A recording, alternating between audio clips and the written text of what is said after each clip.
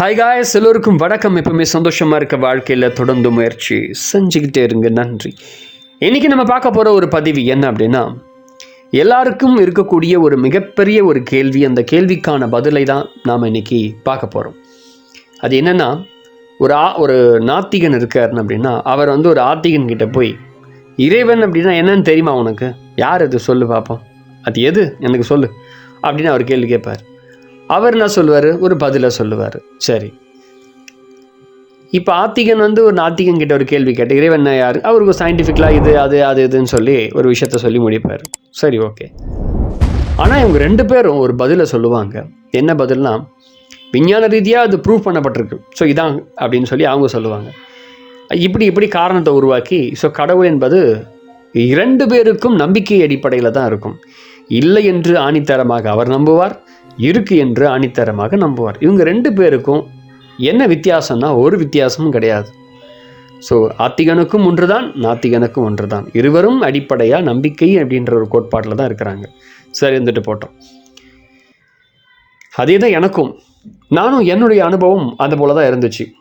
இறைவன்ற ஒரு கேள்வியை என்கிட்ட கேட்கும்போது, அப்போ நான் ஹிந்து தத்துவத்தில் இருக்கும்போது இறைவன் கேள்வி கேட்கும்போது எனக்கு தெரிஞ்சது, பிரம்மன் உருவாக்கினார், சிவன், விஷ்ணு, அப்படிலாம் சில விஷயங்கள்லாம் சொல்லுவேன். நிறைய கதைகள், தெரிஞ்ச கதைகள், படித்த கதைகள், ஸ்கூலில் சொன்னது, டீச்சர்ஸ் அவங்க சொல்லி கொடுத்தது எல்லாத்துக்கும் கதையாக சொல்லுவேன். சரி, இதுதான் கடவுள், இறைவன் இவர் தான், சிவன் தான் ஹெட்டு, அவருக்கு அவர் சுற்றி தான் இருக்குது அப்படின்னு நிறைய விஷயங்களை சொல்லுவேன். சரி, மனசுக்கு ரொம்ப போர் அடிச்சு போச்சு கடவுள். எனக்கு என்னடா ஒரே கடவுள் போர் அடிச்சு போச்சு. ஏன்னா மனசு எப்படி தான் எப்பவுமே ஒரே இடத்துல அந்த போர் அடிச்சு போயிடும். அதனால தான் புதுசாக யாராவது ஒருத்தவங்க வந்தாங்கன்னா ஈஸியாக ஏசுனை ரசிக்கிறான்னு சொன்னால் உடனே டப்பான்னு தாவிப்போம் நம்ம. சரி, ரொம்ப ஈஸி தான். ஏன்னா மனசு அப்படிப்பட்ட மனசு தானே.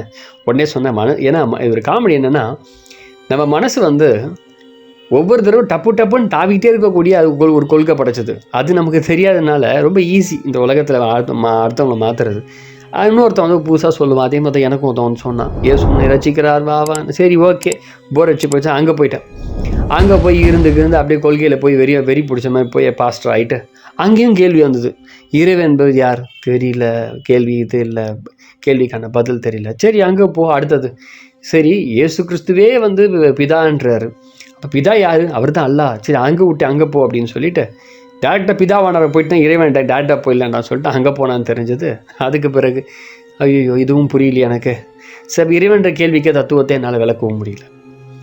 சரி, எல்லாருக்கிட்டும் இந்த கேள்வி கேட்கும்போது எல்லாரும் என்ன சொல்கிறாங்கன்னா, ஒரு பதிலை சொல்கிறாங்க. என்ன பதில்னா, ஏன் நீங்களே கமெண்ட்டில் பதிலை சொல்லுங்கள், இறைவன் என்பவர் யார் என்ற கேள்விக்கு தயவு செய்து அடுத்தவங்க சொல்லாத பதிலை, உங்களுக்கு தெரிந்த பதிலை சொல்லுங்கள். சரி, ஏன்னா அதில் 100% பதில்கள் எதில் அடிப்படையாக இருக்குன்னா, உங்கள் நம்பிக்கை அடிப்படையில் பதிலாக இருக்கும், உங்கள் நம்பிக்கைக்கு பாத்திரமான பதிலாக இருக்கும், அல்லது நம்பிக்கை என்னென்னா விஞ்ஞானத்துக்கும் சேர்ந்தது போல் இது இவங்க சொன்னது அவங்க சொன்னது சேர்ந்து உங்கள் மனசுக்கு நம்மளோட பெரியவங்க சொல்லிட்டாங்க, அவங்க இறைவனை பார்த்தவங்க. அதனால் இன்றைக்கி இறைவன் சண்டை இன்றைக்கி ரொம்ப பெரிய சண்டையாக இருக்குது. ஒருத்தன் சொல்கிறேன், நான் கடவுளை நேரில் பார்த்தேன், எனக்கு தான் கடவுளை பற்றி எல்லாம் தெரியுன்றான் வேறு. சரி, ஓகே. இன்றைக்கி நிறைய பேர் இந்த கேள்வியை கேட்டோன்னா, எனக்கு தெரியும் உனக்கு தெரியுமா, சண்டை தான் இன்றைக்கி இறைவன் என்ற பேரில் சண்டை தான் நடந்துகிட்ருக்கு இன்றைக்கி.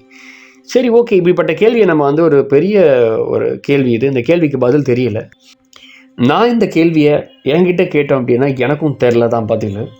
ஏன்னா ஏதாவது பதில் பேசணுன்னா அது நம்பிக்கை அடிப்படையாக தான் அது அமைக்கப்படும், அல்லது அறிவியலாக அதுவும் ஒரு காலத்து ஒரு சர்டன் பீரியடில் அடிப்படையான ஒரு கொள்கையாக உருவாகிடும் அந்த இடத்துல. அதனால் ஒரு கேள்வியை யோசிக்கலாம், இந்த கடவுள் கொள்கை உருவாச்சு, ஏன் உருவாச்சு, அதுக்கு என்ன காரணம், எப்படி வந்தது அப்படின்ற கேள்வியை அந்த கேள்வியை பிடிச்சிக்கிட்டு நம்ம பதிலை நோக்கி போகலாம். கமெண்ட்டில் நீங்களும் சொல்லுங்கள், இறைவன் என்பவர் யார் என்று உங்கள் சொந்த பதிலை சொல்லுங்கள். சரி, இன்றைக்கி நான் அந்த கேள்வியை யார்கிட்ட கேட்க போகிறேன்னா, சித்தர்கள்கிட்ட கேட்க போகிறேன். சரி, இந்த கேள்வியை சித்தர்கள்கிட்ட கேட்டால் அவங்க என்ன நமக்கு பதில் சொல்லுவாங்க அப்படின்னு ஒரு சின்ன ஒரு யோசனை. நான் என்ன பண்ணேன், சரி, நிறைய புத்தகங்களை வாசிக்கும் போது நிறைய பாடல்கள்லாம் நமக்கு கிடச்சிது. ஒவ்வொன்றும் ஒவ்வொரு விதமாக சொல்கிறாங்க. சில பாடல்கள் சுத்தமாக புரியவே இல்லை, பதில் தேடிட்டுருக்கேன், அதுக்கு அர்த்தம் தெரியல எனக்கு உண்மையாகவே. ஒரு 4 நண்பர்கள்கிட்ட, தோழர்கிட்ட கேட்டுட்ருக்கேன், இன்னும் பதில் தெரியலை. பல விஷயங்கள் எனக்கு ஓரளவு கம்ப்ளீட் ஆச்சு, புரிஞ்சுது. ஸோ அதை தான் இன்றைக்கி நம்ம பார்க்க போகிறோம். இறைவன் என்பவர் யார், இந்த கொள்கை வர்றதுக்கு காரணம் என்ன, ஏன் வந்துச்சு அப்படின்னு பார்க்கலாம். முதல்ல இப்போ நம்முடைய சித்தர்கள், குதம்பை சித்தர் தெளிவாக சொல்கிறாரு, திருவள்ளுவர் தெளிவாக சொல்கிறாரு, மாணிக்க வாசகர் ரொம்ப அற்புதமாக சொல்கிறாரு, அகத்தியரும் திருமூலரும் ரொம்ப அழகாக சொல்கிறாங்க. போகர் இருக்கிற எல்லாருமே ரொம்ப அற்புதமாக இறைவன்னா யாருன்னு சொல்லி சொல்கிறாங்க. ஆனால் நம்ம மண்டையில ஏறல. நாம் இன்னைக்கு பார்க்க போகிறது சித்தர்கள் என்ன சொல்கிறாங்க. அதான் சரி. முதல் விஷயம், நம்முடைய கண்களாலும் உணர்தலாலும் பார்க்கக்கூடிய அழகியல் சார்ந்த ஒரு பல இன்பங்கள் இந்த பிரபஞ்சத்தில் இருக்குது. உதாரணம், கேட்கக்கூடிய இசையில் ஒரு இன்பம் இருக்கும், ஸ்மெல் பண்ணுறதுல ஒரு இன்பம் இருக்கும், டேஸ்ட்டில் ஒரு இன்பம் இருக்கும், தொடுறது மூலியமாக ஒரு இன்பம் இருக்கும், புலன்களின் இன்பம். அது மட்டும் இல்லாமல் இதுக்கும் கொஞ்சம் கொஞ்சம் ஆட் பண்ணி சொல்லணும், நம்முடைய புலன் இன்பம் அப்படின்னு சொல்லலாம். இதெல்லாம் சேர்ந்து இருக்கும்போது அதிக இன்பத்தை நாம் பெறுவோம். இது இயற்கை. அப்போ இந்த 5ம் சேர்ந்து தரக்கூடிய ஒரு இன்பம் தான் என்னென்னா ஆண் இன்பம் மற்றும் பெண் இன்பம். இந்த இன்பத்தில் அதிகமாக கிடைக்குது. சரி, இதை தான் திருவள்ளுவர் தெளிவான தன்னுடைய பாடல் என்ன சொல்கிறாருன்னா, திருக்குறளில் 1101வது பாடல் திருக்குறள் என்ன சொல்லுதுன்னா, கண்டு கேட்டு உண்டுயிர்த்து உற்றறியும் ஐம்புலனும் ஒண்டோடி கண்ணே உள அப்படின்னு சொல்லுவார். சரி, என்னன்னா எதிர்ப்பாலின, அதாவது ஆணுக்கு பெண்ணிடமும் பெண்ணுக்கு ஆணிடம் இல்லை, நம்முடைய வெளிப்படையாக இருக்கக்கூடிய அந்த தூண்டல், அந்த உணர்வு மூலயமா அந்த இன்ப உணர்வு 5 புலன் உணர்வோடு நமக்குள்ள சேர்ந்து அந்த இன்ப உணர்வு ஒரு சுக அனுபவமாக நமக்கு கிடைக்குது. இந்த சுக அனுபவம் மனசில் நினைத்தாலே சம்டைம் கிடைக்கும். ஆனால் இது நிலைத்து பல ஆண்டுகளாக நிலைத்து இருக்கா? அதுக்கு சக்தி இருக்கும் வரை மீண்டும் மீண்டும் அந்த அந்த இன்பம் நமக்கு வந்து போகும். அதெல்லாம் நம்ம தேடுவோம் கூட, சக்தி இருக்கிற வரைக்கும். இல்லைன்னா வராது. அதே செயலை தான் மிருகங்களும் செய்யுது. இது உயிர்களை நிலைத்து இருக்கக்கூடிய ஒரு ஆதாரம், அது ஒரு ப்ராசஸ், இயற்கை அதை படைச்சிருக்கு. சரி, இதுக்கு பேர் என்னது அழகாக தமிழில் சொல்லுவோம்னா காம சுகம்னு சொல்லுவோம். சித்தர்கள் இதுக்கு பேர் அழகாக வைக்கிறாங்க. மனுஷங்க நம்ம காம சுகம் சொல்கிறோம், அவங்க என்ன சொல்கிறாங்கன்னா சிற்றின்பம் அப்படின்னு சொல்கிறாங்க. அப்போ மனிதனம் பெருகுவதற்கும் நிலைத்திற்கும் ஆதாரமாக இருக்கிறது இந்த இன்பம் தான். ஸோ இது எல்லா உயிர்களுக்கும் பொருத்தம், இயற்கையான ஒரு விஷயம். இந்த புலன்கள் உயிரின்பம் பெற்று நம்ம உடம்புக்குள்ளே பெற்ற பிறகும் துன்பத்தை நம்ம பெறுறோம். உயிர்கள் அடையக்கூடிய இந்த துன்பத்தில் பெரும் துன்பம் மரணம். எல்லா உயிர்களும், அனைத்து உயிர்களும் இந்த மரணம் உள்பட துன்பத்தை தவிர்க்க இன்பத்தை தேடுறதுக்கு முயற்சி செய்யுது. ஆனால் இயற்கை சீற்றங்கள், இயற்கை துன்பங்கள், சீற்ற துன்பங்கள் எல்லா உயிர்களையும், பிற உயிரினங்கள் எல்லாம் கொடுக்கக்கூடிய இன்னல்கள் சக மனிதர்களுக்கும் எல்லா மனுஷங்களுக்கும் உருவாக்கப்படுதான். ஆனால் மனித சக்தியால் இதை ஒருபோதும் தடுக்கவே முடியல. என்ன பண்ணாலும் அவனால் இதை சரி செய்ய முடியல. இதற்கு காரணத்தை கண்டுபிடிக்கிறதுக்கு முயற்சி பண்ணுறான். அப்போ மரணித்த பின்னும் நடப்பது என்ன, அதை பற்றி அவன் அறியாத முடியாத எல்லா விஷயத்துக்கும் எல்லையற்ற இடத்துக்கும் அவன் போய் பார்க்குறான், முயற்சி பண்ண பார்க்குறான். அறியாத செயலுக்கூட என்ன இருக்குது அப்படின்னு சொல்லி. அப்போ இந்த பிரபஞ்சம் உயிர்களுக்கு கொடுக்கக்கூடிய இந்த புற இன்பத்தை நம்ம பார்த்தோம். அதில் தலையானது பாலுணர்வு, அதுதான் இன்பம். இந்த பிரபஞ்சம் உயிர்களுக்கு கொடுத்து இந்த துன்பங்களும் தவிர்க்க முடியல, பெரும் துன்பம் மரணம். மற்றும் இந்த பிரபஞ்சம் இன்பம் தருது, துன்பத்தையும் தருது. இன்பம் துன்பங்களுக்கு காரணம். சரி, அவருடைய செயல்களும் அவங்களுடைய தீமை காரணம். சில பேர் தீமை செய்யாதவர்களுக்கு தவிர்க்க முடியாத துன்பம் வருது. ஏன்?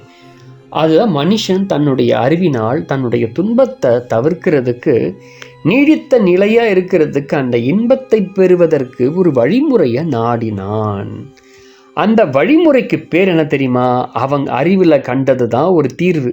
மனுஷன் ஒரு தீர்வை நோக்கி போகிறான். அந்த தீர்வுக்கு பேர் என்னன்னா கடவுள். கடவுள் சிம்பிளாக சொல்லணும்னா கடவுள். அப்பொழுது அவன் அறிந்து தன்னுடைய புலன் உணர்வுகளுக்கு அப்பாற்பட்ட நிலைகள் இருக்குது அப்படின்னு சொல்லி அந்த புலன்களால் அது அறிய முடியல. மனிதனுக்கு அப்பாற்பட்ட ஒரு இயக்க சக்தி இருக்குது, அவன் அறியறான். அப்போ அந்த சக்திக்கு அப்பாற்பட்ட சக்திக்கு தான் கடவுள் அப்படின்னு சொல்லி பேர் வைக்கிறான். எங்கெல்லாம் மனுஷ சக்தி செயல்படாமல் இருக்கோ, இயக்கங்கள் சுயமாக தானாக நடக்குதோ, செயல்படுதோ, அதுக்கு பேர் தான் இறை சக்தி, இயற்கையின் சக்தி, கடவுள் அப்படின்னு சொல்லி அவன் முடிவு செய்கிறான். அப்போ கடவுள் சக்தி நேரடியாக செயல்படாமல் பிரபஞ்சத்தின் மூலம் செயல்படுகிறது அப்படின்னு அவன் உணர்றான். ஏன்? ஒரு கேள்வி கேட்குறான், ஒரு கேள்வி அவனே கேட்குறான். அப்போ இறை சக்தி மனிதனை துன்பத்திலிருந்து காப்பாற்றும் சொல்லி அவன் நம்புகிறான். முதல்ல இந்த உலகத்தில் முதல் விஷயம் நம்பிக்கை என்பது அங்கே ஏற்படுது. அதை வணங்கினால் அவனுக்கு துன்பம் நீங்கி இன்பத்தை பெறுவான் அப்படின்னு சொல்லி அதையும் நம்புகிறான். இந்த நம்பிக்கை இன்று வரை எல்லா மதங்களிலும் பத்திரமாக கடைபிடிக்கப்படுகிறது. மரண பயமும் துன்பமும் இன்பமும் தூய்க்கக்கூடிய ஆசையும் கடவுள் தத்துவத்தை முதல்ல இந்த பிரபஞ்சத்தில் உருவாக்குது. இதை கொஞ்சம் அழகாக சொல்லணும்னா, கடவுள் தத்துவம் இதெல்லாம் உருவானதற்கு காரணம் என்ன தெரியுமா? ஒன்றே ஒன்று தான். சிம்பிளாக சொல்லணும், ஆசையும் பயமும் கடவுள் என்ற இந்த கொள்கை தத்துவத்தை உருவாக்க காரணமாக இருந்தது. அப்போ ஆசையும் இந்த பயமும் தான் நம்மக்கிட்ட கடவுள் அப்படின்ற ஒரு விஷயத்தை உருவாக்க காரணமாச்சு முதல்ல ஆரம்பத்தில். இதான் அடிப்படையான ஒரு மனிதன் தன்னுடைய அறிவினால் கண்ட ஒரு உண்மை. பிறகு இந்த பிரபஞ்சம் உருவாவதுக்கு முன்னாடி அப்போ யாரா இருந்துச்சு அப்படின்னு ஒரு கேள்வி. அதை மறுக்கவே முடியாது. பிரபஞ்சம் உருவாவதுக்கு முன்னாடி தான் இருந்து தெரியல யாருக்கும். அதுதான் நம்முடைய குதம்பை சித்தர் தன்னுடைய பாடல் 46வது பாடலில், அண்டம் உண்டாகும் முன் ஆக அனாதியாய் கண்டது பிரம்ம மடிக்குதம்பாய் அப்படின்னு சொல்றார். இந்த அண்டம் என்ற இந்த பிரபஞ்சம் உருவாவதுக்கு முன்னாடி அனாதியாய் இருந்தது பிரம்மம் என்ற ஒரு இறைவன். இந்த இறைவன் உருவாவதுக்கு முன்னாடி எது இருந்ததோ அல்லது அவனே இறைவன். இறைவன் ஆதி அல்லது அனாதி, அதுக்கு ஏதாவது பேரு உருவமோ கிடையாது. இப்போ உதாரணம், இறைவனை நம்ம எப்படி கூப்பிடுறோம் அப்படின்னா, அவருக்கு பாவம், அவருக்கு நம்ம நிறைய பேர் வச்சு தான் கூப்பிடுறோம், வேற வழி இல்லை. அதில் ஒரு பயம் வேற பேர் வச்சா வேற வந்துடும் அப்படின்னு சொல்லி இறைவனுக்கு பேர்லாம் வச்சிடறோம். ஓம் ஆதி பரம் அவன் பரம்பொருள் சத் சித் ஆனந்தம் ஆதி சிவன் ஆதி விஷ்ணு பரபிரம்மம் அல்லாஹ் பிதா கர்த்தர் தேவன் இயேசு, எதனா வச்சுக்கலாம். இதெல்லாம் காரண பெயர்கள். இன்னைக்கு ஆன்மீகவாதிகள் அனைவரும் இந்த பெயர்களை வைத்து இறை நம்பிக்கை உள்ளவர்கள் இப்படி தான் சொல்கிறாங்க. இங்கே தான் நம்முடைய அற்புதமான அறிவியல் தொடங்குகிறது. ஒரு புள்ளி இங்கே தான் ஆரம்பிக்கிறது. அப்போ பிரபஞ்சம் உற்பத்திக்கு முன் இருந்த இறைவனை சிவம் அப்படின்னு சொல்கிறாங்க நம்முடைய சித்தர்கள். அப்போ சிவன் அப்படின்னா மனுஷனாக இருந்து இறைநிலை அடைந்து முழுமுதல் சித்தன். இந்த பிரபஞ்சம் தோன்றதுக்கு முன்னாடி எது அல்லது யார் இருந்தாரோ அவர் தான் கடவுள். அப்படி இருந்தால் அப்படின்னா யார் பார்த்திராத அந்த கடவுளுக்கு பிரபஞ்சத்தை உருவாக்கவும் கூடிய நோக்கமும் அவசியம் ஏன்? இது யாரால் சொல்ல முடியுமா? பதில் தெரியல. பிரபஞ்சத்தை அவரே உருவாக்கினாரா இல்லது அவரே பிரபஞ்சமாயிட்டாரா? யாராலும் இதை சொல்ல முடியல. இதைத்தான் நம்முடைய மாணிக்க வாசகர் தெளிவாக ஒரு வாக்கியத்தில் அடித்து விடுறார். இது வாய்ப்பே கிடையாது, இந்த வார்த்தையை யாராலும் சொல்ல முடியாது. அழகாக சொல்கிறார். எண்ணுதற்கு எட்டாத எழிலார் கழல் இறைஞ்சி அப்படின்னு சொல்றார்.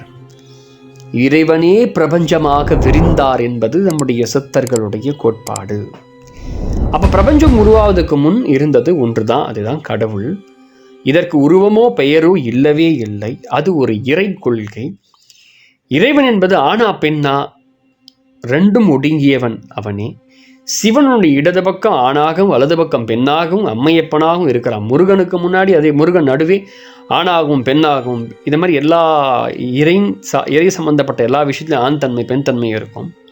அப்போ பிரபஞ்சம் உருவாவதுக்கு முன்னாடி ஓம் என்ற பெருவெடிப்பில், அதுதான் பிக் பேங் தியரின்னு சொல்கிறோம். ஆனால் சித்தர்கள் என்ன சொல்கிறாங்க?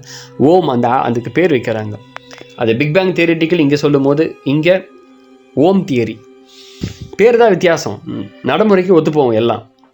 அந்த வெடிப்பு வெடித்த உடனே விரிவடைந்து அகார உகார மகார நாத விந்து அப்படின்னு அந்த பஞ்ச வித்துகளா பஞ்சபூதங்களா வெளியே ஏற்பட்டு பிரபஞ்சமே உருவாவது. இதுதான் சித்தர்களுடைய கொள்கை. ஓம் என்ற பெருவெடிப்பில் பிரபஞ்சம் உருவானது என்கிறார் அகத்தியர். தெளிவாக சொல்றார். இக்காலத்தில் இந்த பிரபஞ்ச வெளி உருவாவதற்கு ஓசை ஓம் என்ற அறிவியல் தான், சயின்ஸ் தான். இது விரிவாக மனிதன் தான் அவனாகுதல் நிலை ஏற்படுகிறது. இதுதான் மாணிக்க வாசகர் தன்னுடைய நூலில் தெளிவாக சொல்கிறார். என்ன சொல்கிறாருன்னா, ஓர் உருவம் ஒரு ஆமம் இல்லானை 1000 திருநாமம் சொல்லி தெல்லேனம் கொட்டோமே அப்படின்னு சொல்கிறார். கடவுள் அல்லது இறைவனுக்கு பெயரும் உருவமும் இல்லவே இல்லை. ஒன்றே குலம், ஒருவனே இறைவன் கடவுள். நன்றே நம்முடைய திருமந்திரத்தில் 2104வது பாடலில் கம்ப்ளீட் பண்ணுறாரு. நன்றே நினைமின் நமனில்லை நாணமே சென்றே புகும் கதி இல்லை. நுஞ்சித்தது நின்றே நிலை பெற நினை தூய்மீனே அப்படின்னு சொல்லி முடிக்கிறார். நம்முடைய அகத்தியர் ஞானம் 9 பாடல் 4ல் ஒரு விஷயத்த சொல்றார், தெளிவாக ஒரு விஷயத்த சொல்றார். ஒருவன் என்ற தெய்வத்தை வணங்க வேண்டும். அப்ப இந்த இறை கொள்கை இது எல்லாத்தையுமே இன்னைக்கு எல்லா மதங்களும் இதைத்தான் சொல்லுது. ஆனாலும் மனுஷன் வேறு இறைவன் வேறு தெளிவுபடுத்துது. வேற ரெண்டும் ஒன்றும் இல்லையா, மனிதன் வேறு இறைவன் வேறு அப்படின்னு சொல்றாங்க. அதாவது இறைவன் பிரபஞ்சத்தை படைத்தான் என்கிறது. இது பேர் என்னன்னா துவைத கொள்கை. இது பேர் துவைத கொள்கை. இந்த பிரபஞ்சத்தில் நடக்கக்கூடிய ஒரு கொள்கை, மனிதர்கள் பயன்படுத்தக்கூடிய ஒரு கொள்கை. இது பக்தியோக நிலையில கடைபிடிக்கப்படக்கூடிய ஒரு விஷயம். ஆனால் இறைவன் அப்படின்றது யார் அப்படின்னு சொல்லி ஒரு கேள்வி கேட்டோம் அப்படின்னா இந்த கேள்விக்கு பதில் ஒன்று தான் கிடைக்கும். என்னன்னா, இந்த பிரபஞ்சம் உருவாகிறதுக்கு முன்னாடி எது அல்லது யார் இருந்ததோ, எது அல்லது எதுவாய் இருந்ததோ, எதுவாய் இருக்கப்பட்டதோ அவர்தான் இறைவன். ஆனால் இன்னைக்கு இறைவன் பேரை வச்சுக்கிட்டு சண்டை போட்டுனுக்கிறாங்க, பயங்கரமாக சண்டை. ஒருத்தர் என்ன சொல்கிறாரு, அவர் பெரிய லைட்டர், மக்கள் கூட்டம் அவர்கிட்ட அதிகமாக போயிட்டுருக்கு, அவர் இறைவனை பற்றி பேசிகிட்டு இருக்காரு, சரி சந்தோஷம் பேசட்டும். இன்னொருத்தர் என்ன சொல்கிறாரு, உனக்கு என்ன இறைவனை பற்றி, எனக்கு தெரியாது, உனக்கு தெரியுமா இறைவனை பற்றி, எனக்கு கடவுளை பற்றி நல்லா தெரியும், எனக்கு எல்லாமே எனக்கு தெரியும் அப்படின்னு சொல்லி இன்னொருத்தர் பேசுகிறார். இன்றைக்கி இறைவன் பேரில் சண்டை தான் நடந்துகிட்ருக்கு. எனக்கு தெரியும் இறைவனை பற்றி, எனக்கு தெரியும் அவனை பற்றி, இவனை பற்றி. இதே தான் இறைவன் கோட்பாடில் நீங்கள் கொள்கையில் ஃபைட்டிங் தான். இதில் ஒரு பேர் நாத்திகம். ஆனால் சித்தர்கள் இங்கே கான்செப்ட் என்னென்னா, இவங்க நாத்திகமும் கிடையாது, இவங்க ஆத்திகமும் இல்லை. சித்தர்கள் கடவுள் மேல் நம்பிக்கையெல்லாம் கிடையாது. அங்கே நம்பிக்கைக்கும் அப்பாற்பட்ட ரீதியாக சித்தர்கள் வாழ்ந்தாங்க. மனுஷங்க பேசிக்காக நம்பிக்கை கோட்பாடில் தான் வாழ்கிறோம், ஆனால் அதையும் தாண்டணும் அப்படின்னு சித்தர்களுடைய கொள்கை. சரி, அப்போ கடவுள் தன்மையை உணர்றது வேற. அப்போ கடவுள் என்பது சித்தர்கள்கிட்ட கேட்டோம் அப்படின்னா, இந்த பிரபஞ்சம் உருவாத்துக்கு மேலே இருந்தது, அப்போ அதான் இறைவன், அதுக்கு மேலே சொல்ல முடியாது, இது மேலே தெரியாது. பதில் இதுதான் சித்தர்களுடைய பதில். இந்த பதிலை நோக்கி ஏன், எதற்கு, எப்படி அப்படின்ற கேள்வியை நம்ம கேட்கும் போது நிறைய விஷயங்களை நம்ம புரிஞ்சுக்கலாம். ஸோ இதை புரிஞ்சுக்கிறதுனால நமக்கு என்ன ஏற்படுதுன்னா, இந்த நிறையா விதமான பிரச்சனையிலேருந்து நம்ம கொஞ்சம் வெளியே வரலாம். ஏன்னா இந்த இறை அப்படின்னு சொல்லும் போது கண்டிப்பாக இந்த விஷயத்தை நம்ம ஷேர் பண்ணியே தீரணும். ஏன்னா நம்ம மனம் எப்படிப்பட்டதுன்னா, எல்லா விஷயத்துக்கும் மாறிக்கிட்டே இருக்கக்கூடிய ஒரு கொள்கை படைச்சது. எப்போ பார்த்தாலும் அதுக்கு வேறு வேலை வெட்டி கிடையாது. அதுக்கு கொஞ்சம் போர் அடிச்சிச்சுன்னா டபால் மாறிக்கும். ஒன்றும் இல்லை, இப்போ நீங்கள் ஒரு பிடித்த ஒரு இறைவனோடு எடுத்துகிட்ருக்கீங்கன்னா, ரொம்ப போர் அடிச்சு போச்சா டக்கால் இங்கே மாறிக்கும். இறைவன் ஏதாவது உங்களுக்கு ஹெல்ப் பண்ணலன்னு வச்சுக்கோங்க, போடா திட்டிட்டு போட்டு அடுத்த இன்னொரு இறைவனை ஃபாலோ பண்ணிட்டு போய்கிட்டே இருக்கும். இதுதான் இன்றைக்கி இருக்கக்கூடிய கோட்பாடில். ஏன்னா இன்றைக்கி நிறைய பேர் கோட்பாடாக ஒரு கொள்கையாகவும் நம்பிக்கையாகவும் வச்சுருக்கிறதுனால இறைவனை ஒருபோதும் நாம் உணர இயலாது. இறைவன் என்பவர் எங்கும் இல்லை, நமக்குள்ளே தான் இருக்கிறாரு. ஒரு தன்மையாக இருக்குது, அவ்வளோதான், தவிர வேறு எதுவும் அதில் இல்லவே இல்லை. ஆனால் அதை நம்ம உணரணும், நம்பிக்கையும் நம்ம கடந்து போகணும். நிறைய வித தன்மையில் நம்ம விடுபட்டால் மட்டும்தான் நம்ம அந்த நிலையை அடைய முடியும். ஆனால் ரொம்ப ஈஸியாக இன்றைக்கி மனம் சாதாரணமாக ஒரு மனுஷனுக்கு கஷ்டத்தில் இருக்கான், வேதனையில் இருக்கிறான் அப்படின்போது அவனை இங்கேருந்து மனமே ரொம்ப மோசம், பாவம். அது இங்கிட்டும் அங்கிட்டும் அங்கேயும் மாறிட்டே இருக்கக்கூடிய ஒரு தன்மை படைத்தது. அதில் இந்த இறைவன் சரியில்லை, ஏன் இறைவன் ரொம்ப பவர்ஃபுல், இங்கே வா. இல்லை இந்த இறைவன் பவர்ஃபுல், இந்த அவர் டம்மி பீஸு இறைவன், இங்கே வா அங்கே வான்னு சொல்லி ஒவ்வொருத்தரும் இங்கேயும் மாறி நானும் அதை மாதிரி பல தடவை மதங்களாக போய் அலக்கழிக்கப்பட்டு பேர் தான் மாற்றினது மிச்சம். பேர் தான் மாற்றிட்டு ஒரு இடத்துலேயே ஒரு பேரை மாற்றிட்டு திரும்பி பழைய இடத்துக்கே நிற்கிறேன். ஸோ எல்லாமே என்னென்னா, இறைவன் என்பது சிம்பிள், இந்த பிரபஞ்சத்துக்கு முன்னாடி இருந்தது, அவ்வளோதான். அது இப்போ இயற்கை சக்தியாக இருக்குது, இயற்கை தன்மையோடு இணைக்கப்பட்டிருக்கு.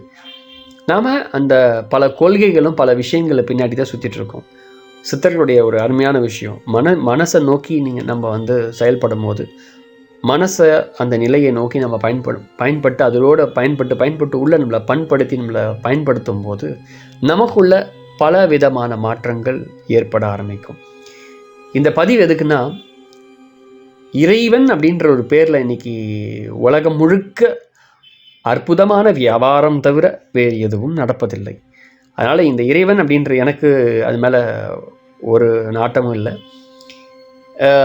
இறைவன் இருக்கிறார், அவர் இருந்துட்டு போட்டோம், அவர் மட்டும் அங்கே இருக்கட்டும், அவரை நம்பணும்னு அவசியம் இல்லை. ஸோ அதையும் தாண்டி கடந்து போகணும். அதுக்கு ஒரு நல்ல குரு நல்ல குரு வேணும், இருந்தால் அதை தாண்டுவதற்கான வழியை அவர் உங்களுக்கு சொல்லுவார். ஆனால் இன்னைக்கு எல்லாரும் இறைவன் கொள்கைக்கு அடிச்சுட்டு தான் இருக்கிறாங்க. ஸோ தேவையில்லை. அவர் மாட்ட நிம்மதியாக இருக்கிறாரு. அவர் பேரில் நாம் தான் இங்கே சண்டை போட்டுட்ருக்கோம். நாம் தான் கருத்து வேறுபாடு பட்டுட்ருக்குறோம். இந்த மதம் அந்த மதம், இது இந்த மனுஷங்க அந்த மதம், ஏற்றம் இறக்கம் எல்லாம் ஒன்று தான். மனிதன் அப்படின்னு 2 காலு 2 கை, அவனுக்கும் ரத்தம் வரும் இவனுக்கும் ரத்தம் வரும், முடிஞ்சு போச்சு. எல்லாம் ஒன்று தான், எந்த ஒரு மாற்றமும் அங்கே எல்லாம் சமநிலை, ஒன்றுமே இல்லை. ஆனால் இந்த கொள்கையில் வேற, அவங்க வேற இவங்க வேற அப்படின்னு நிறைய பேர் பிரித்து பார்க்குறது, அது கொள்கையை சார்ந்த ஒரு விஷயம். இறைவனுக்கும் அதுக்கும் உங்களுக்கும் இறைவனுக்கும் எந்த ஒரு தொடர்பும் இல்லை. நம்ம சாதாரண வாழ்க்கை வாழ்ந்தோம். நம்முடைய ஒரே விஷயம், இறைவன் என்பவர் இப்போதைக்கு இந்த பிரபஞ்சத்துக்கு யாராக இருக்கிறார் அப்படின்னா ஒரே ஒரு விஷயந்தான், பயமும் ஆசையும். இது 2ம் யார்கிட்ட இல்லையோ அவனுக்கு கடவுள் தேவை இல்லை. இது 2ம் இருந்துச்சுன்னா கடவுள் கொள்கையோட வாழ்ந்து முடித்தே போனோம். சிம்பிள், இதுதான் கான்செப்ட். இறைவனை நீ தெரிஞ்சுக்கணுன்னா மரணம் சரி, அதாவது உண்மையை சொல்லணும்னா பயம் ஆசை, இதை 2ஐயும் யார் ஒருத்தன் முழுமையாக கடத்தி அவங்கிட்ட அது இல்லாமல் போதோ அப்போது அவன் இறைவனை உணரலாம், பார்க்கலாம். அப்போ எப்படி உணர்றது? ஏன்னா இது 2 தான் இறைவனை உணராததற்கு தடை போடுவது. கடவுள் தத்துவத்தை உருவானதற்கு காரணமே பயமும் ஆசையும் தான், வேறு எந்த ஒரு காரணமும் கிடையாது. புத்தர் என்ன பண்ணாரு? போய் தியானம் பண்ணிட்டு அமைதியாக உட்காந்துட்டு இருக்கார். என்னடா இந்த பிரபஞ்சத்தை என்னமோ நடந்துட்டு இருக்கு, ஒன்றுமே புரியல, இதற்கெல்லாம் என்ன காரணம் தேடி அலைஞ்சார். கடைசியாக அவருக்கு தெரிந்த ஒரு ஞானம், அட கர்மமே, வெறும் இந்த ஆசையிலையாடா இதெல்லாம் வந்துட்டு இருக்கு, சி அறுத்து எரிக்கிறார். அந்த நொடியிலேருந்து அவர் ஞானத்தை தனக்குள்ள உணர்றார். எல்லாமே புரிஞ்சு போகுது அவருக்கு. ஆனால் அவர் சும்மா அடுத்தவன் சொல்லி, இப்போ நான் உங்களுக்கு சொல்கிறேன், உங்ககிட்ட ஆசையெல்லாம் ஒழிச்சிட்டு வாங்க அப்படின்னு சொன்னால் நீங்கள் கஷ்டப்பட்டு கற்பனையாக தான் ஒழிச்சிட்டு வருவோம். அப்படிலாம் ஆகாது. புத்தர் தனக்குள்ளே அதை முழுமையாக அழித்த பிறகு தான் உண்மைத்தன்மை அவருக்கு விளங்குச்சு. அப்போ இது இப்போ முழுக்க இந்த பிரபஞ்சம் முழுக்க என்னவா இருக்குன்னா அதுவாக இருக்குது. அவர் அதுவாக மாறினார். அதுக்கு பேர் என்ன? தான் அவனாகுதல் அப்படின்ற நிலையை புத்தர் அடைந்தார். ஸோ இதுதான் கடவுள் நிலை, நம்முடைய சித்தர்கள் கோட்பாடு நிலை, எல்லாம் இதுதான்.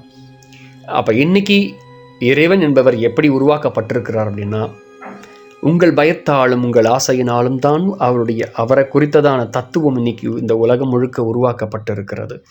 இந்த 2 விஷயத்தை யார் ஒருவர் கடந்து தன் வாழ்க்கையை நோக்கி பயணிக்கிறாரோ அவர்களுக்கு இந்த பிரபஞ்சத்தை உருவாகிறதுக்கு முன்னாடி ஒருத்தர் இருந்திருப்பார்ல, யாரோ ஒருத்தர், அதை நீங்கள் அடிப்படையாக நம்பிக்கையற்ற இந்த கோட்பாடுக்குள்ளே நீங்கள் அதோடு பயணிக்கும்போது அந்த இறைத்தன்மையை நீங்கள் உணரலாம், அனுபவிக்கலாம். இதுதான் நம்முடைய சித்தர்கள் கோட்பாடு சொல்லுது.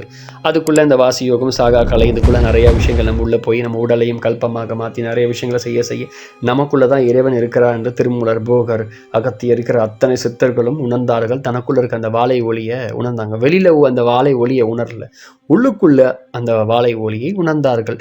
அப்போ இறைவன் என்பது கோட்பாடு இப்படி தான் அமைக்கப்பட்டிருக்கிறது. மாணிக்க வாசகர் தெளிவாக சொல்கிறாரு, அவருக்கு எந்த பேரும் கிடையாது. ஆனால் நம்ம அவரை பேர் சொல்லி கூப்பிட்டா தான் நம்ம திரும்பி பார்ப்பான்னு நம்ம நம்புகிறோம். அதனால் அந்த பேரை கூப்பிடுறோம். ஸோ இறைவன் என்பவர் இப்படி தான், எந்த ஒரு தத்துவத்துக்கும் அப்பாற்பட்டவர், உங்கள் கொள்கைகளுக்கும் அப்பாற்பட்டவர். நீங்கள் உருவாக்கி வைத்திருக்கக்கூடிய ஆசையும் பயமும் உள்ளுக்குள்ளே ஓடோடி சுழன்று கொண்டிருப்பதால் அவருடைய தத்துவத்தை நாம் புரிஞ்சிக்கவே இல்லை. உண்மையை இறைவனை குறித்து நாம் தெரிஞ்சுக்கணும். அதாவது இறைவனை நீங்கள் நம்ப வேண்டிய அவசியம் இல்லை. என் குரு அப்படி தான் சொல்வார். நீ நம்புறையா இறைவனை? ஆமாம், இறைவன் மேல் நம்பிக்கை இருக்கிறது யாரோ ஒருத்தவங்க சொல்கிறீங்கன்னா உங்களுக்கு பயமும் ஆசையும் முழுமையாக நிறைக்கப்பட்டிருக்கிறது. ஏன்னா உண்மையான இறைவனை நம்ப வேண்டிய அவசியம் இல்லை, கடவுளை நம்ப வேண்டிய அவசியமே இல்லை. இதான் உண்மையான தத்துவம். இதான் அதுக்குள்ளே தான் அமைக்கப்பட்டிருக்கு. இதை நீ தாண்டணும். இதை கடந்துட்ட அப்படின்னா இறைவன் என்பவர் யார் நமக்கு தெரிஞ்சிடும். சரி, உங்களை பற்றி நீங்களே சொல்லுங்கள். எல்லாருக்கும் ஒரு விதமான அனுபவங்கள் இருக்கும். நீங்கள் கமெண்ட்டில் போட்டால் கூட உங்களுடைய அடிப்படையான நம்பிக்கை அடிப்படையான பதிலை தான் நம்ம சொல்லுவோம். ஆனாலும் நீங்கள் சொல்லுங்கள். இது சித்தர்கள் சொன்ன ஒரு விஷயம், என்னுடைய அனுபவத்தையும் நான் சேர்த்து சொல்லியிருக்கேன். இறைவன் என்பவர் யார் அப்படின்னு நீங்கள் பதில் கொடுங்க. உண்மையான ஒரு விஷயம், அடுத்தவங்க சொன்னதெல்லாம் சொல்லாமல் உங்களுக்குள் மனம் தோன்றியதை நீங்கள் பதிலாக சொல்லிவிட்டு அந்த பதிலை ஒரு தடவை நீங்கள் பார்த்தீங்கனாலே உங்களுக்கே தெரியும் யாருன்னு. நன்றி. அடுத்த பதிவில் வேறு ஒரு பதிவுடன் பார்க்கலாம். ஸோ ஃபஸ்ட் டைம் வீடியோ பார்க்குறீங்கன்னா மறக்காமல் வீடியோவை சப்ஸ்கிரைப் பண்ணுங்கள். அப்போ தான் அடுத்த வீடியோ உங்களுக்காக வந்துக்கிட்டே இருக்கும். நம்ம அடுத்த வீடியோ வேறு ஒரு விஷயத்தை பற்றி பார்க்கலாம். நன்றி.